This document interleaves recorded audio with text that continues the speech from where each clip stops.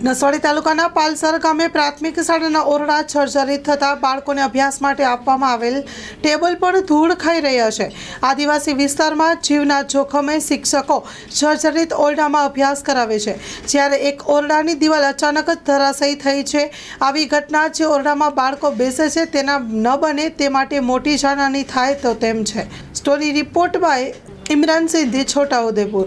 કે સ્કૂલ ભંગાર છે અને એને પરિસ્થિતિ ખરાબ થઈ જાય છે અને સર્વૈયું લાવીને અને એક પાથી નિહાર બનવું જોઈએ એવું અમારી માંગણી છે। જોખમ ખરું ને, જોખમ તો કોણ જવાબદારી લે?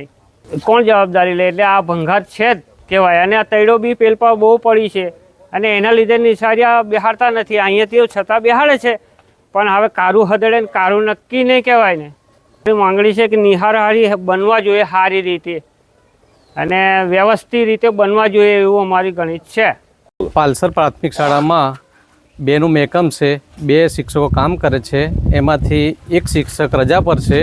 બાળકો 37 બાળકો અહીં અભ્યાસ કરી રહ્યા છે અને 3 ઓરડા છે, ત્રણ ઓરડા જર્જરિત હાલતમાં છે અને જે ઓફિસથી મંજૂરી મળી ગયેલ છે તોડવા માટેની। ટૂંક સમયમાં ઓફિસમાંથી જે કંઈ કાર્ય કરશે એવું અમે આશા રાખીએ છીએ। જોખમ તો ખરું, એકદમ સડી ગયેલા છે। કયા વર્ષની શાળા છે? શાળા લગભગ 1978ની શાળા છે। આ બહુ એકદમ જૂની જર્જરિત હાલતમાં છે। એ ઓફિસથી આપણને મંજૂરી મળી ગયેલી છે તોડવા માટે, પણ બાંધકામ હજુ કંઈ આવેલ નથી। આ ઓરડે નિશાળ બંધાવવું જોઈએ, બીજી સરકારને ધ્યાન આપવું જોઈએ। આ 2 ઓરડા જર્જરી છે, બાળકોને બેસવા માટે તકલીફ છે અને કદાચ ઓરડો પડી જાય તો નિહાળ્યા દબાઈ જાય બધા, તો સરકારને જલ્દી ધ્યાનમાં લેવું જોઈએ કે બાળકો ક્યાં બેસે। નવા ઓરડાનું બનાવવું જોઈએ નિશાળ। તાલુકાની અંદર અમારા ઘર જર્જરિત ઓરડા 76 જેવા છે અને એ 76 ઓરડાની ફાઇલો આવી ગયેલી છે અને એ ફાઇલો આપણે પ્રમાણપત્રો લઈ લીધેલા છે અને એ મંજૂરી માટે પ્રોસેસમાં મોકલેલા છે।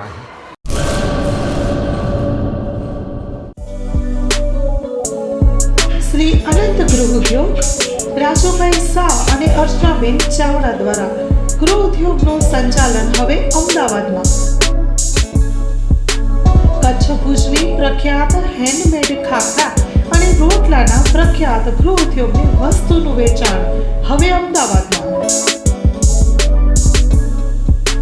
તો અમારું સરનામું નોંધી લેશો। વસ્તારપુર તળાવ પાસે, અમદાવાદ, શ્રી અનંત ગૃહ ઉદ્યોગ। Mobile number 9825225038। શ્રી અનંત ગૃહ ઉદ્યોગ હવે અમદાવાદ।